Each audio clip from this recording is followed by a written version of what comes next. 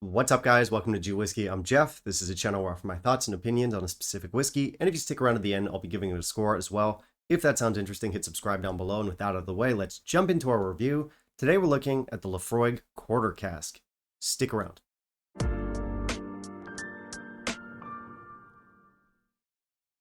Laphroaig. You might know them. They are an Islay brand. They're famous for their very peaty, smoky, intense, medicinal character, and it's a brand that, while I do enjoy sometimes, it's one that I've often struggled to get along with. I do actually have a few issues with Laphroaig, and I know that sounds very dramatic. Laphroaig is not my new stepdad, but there are a few things about Laphroaig that I don't really appreciate. However, this bottle, this is a re-review by the way, this bottle has always been one of their more reliable offerings in my opinion, and I think a big reason for that is the intensity and the ABV. If we contrast this to the 10-year-old, I do like the 10-year-old, I always have, but it's always come off quite anemic at 40%.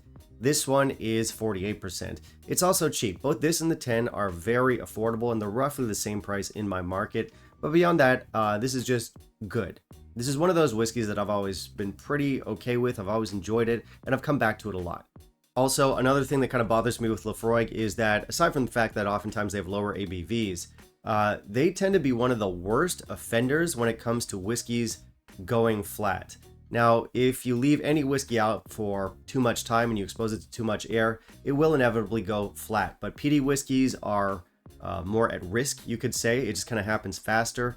And Laphroaig is the fastest of all of them, at least in my experience. I've had so many bottles of Laphroaig kind of lose their luster, their shine, their vibrancy after not that much time. Meanwhile, I've got bottles on my shelf back there that have been open for years and are still fantastic. So it is a little bit frustrating when you open a bottle of whiskey and you have this feeling like I have to finish this relatively soon. If I don't, it might lose some of that sparkle and I'll just never enjoy it that much again. Anyway, I'm whining, I'm complaining. Laphroaig Quarter Cask. What do we need to know about this one? It has been matured in quarter cask. This is one that I've always found more reliable for the reasons I've already covered. It's got the higher ABV, it's got more intensity, and it also doesn't go flat quite as quickly as a lot of other Laphroaigs do. So for that reason, it's been one that I've repurchased several times, but it has been a couple years. The last bottle I had was the bottle I reviewed on this channel. I think that's already been 2 or 3 years back. So let's come back to it. Let's see where we land on it now. Let's jump into our review. In the meantime, if you'll kindly leave a like down below, that would be greatly appreciated. As I mentioned earlier, this one comes in at a respectable 48% ABV. This one is not chill filtered, however, it is colored. So it is a very normal, very standard Laphroaig bottle that we've got here. It's not great, it's not terrible. I tend to be a bit of a peacock. I like bottles with a bit more panache. That said, there's a lot of whiskey people out there who like that kind of a timeless, traditional look, which is more along the lines of what we're getting here. It's fine, I can respect that. I'll give it 2.5 out of 5. On the back, this does say that it's non-chill filtered in a little blurb, and I think because this bottle was intended for sale in Europe, it also says mid-farbstoff, so it says it's colored. So whether that information was mandated or volunteered doesn't matter. This is one of the few Laphroaig bottles that gives us all of the essential information. That's definitely rare. I do appreciate that. The blurb also talks a little bit about quarter casks, and it kind of introduces the concept. So for information, we're good here. On the nose, this smells like Laphroaig. It smells like peat and salt and honey and medicine cabinets. There's barley in here. There's banana in here, some vanilla, some nuts. So let's just call that a banana nut sundae. We get some oak in here and we get some lemon pie. This is a very straightforward, very honest nose, but it is very nice. On the palate and finish, this is mouth coating. It's wonderfully dirty up front. I get stuff like tar and coal and earth and charred oak and medicine cabinets. And yes, we do get the classic Band-Aid note in this. And then a really smooth, almost creamy honeyed sweetness takes over. We do get the banana sundae note in here again. We get a medium finish lingering on black pepper and some peat. Alright, so it's actually nice to circle back around to this one. As I said, it's been a couple of years since I last had it, but way back when I was getting started, like at the beginning of my... I was gonna say it, isn't he? Fine. At the beginning of my whiskey journey, I had a whole lot of this stuff. And back then, I always thought it was pretty good. It didn't blow me away, but I thought it was pretty good. And nowadays, I still think it's pretty good. I think, especially when you factor in value, this is one of the best bang for buck Islay whiskeys that you can get if you're looking for something entry level and intense. Now, what's interesting with this bottle is that back in the day, maybe 10-15 years ago, this was very, very popular. If someone was getting into Islay, everyone would recommend this bottle. I feel like that's less the case nowadays, and it's not really mysterious as to why. There's so many new distilleries, there's so many craft distilleries that have, innovative cask play. They'll do like local barley and yeast strains. Laphroaig doesn't really do any of that. And I think that's why some people have accused Laphroaig and a few other brands of kind of resting on their laurels. And, to their credit, they are likely very plushy, soft, comfortable laurels. But yeah, it definitely does feel like Laphroaig is part of the old guard. But that doesn't mean they're obsolete. Laphroaig is of course still relevant, they're still huge, and you can see why when you look at a bottle like the Quarter Cask.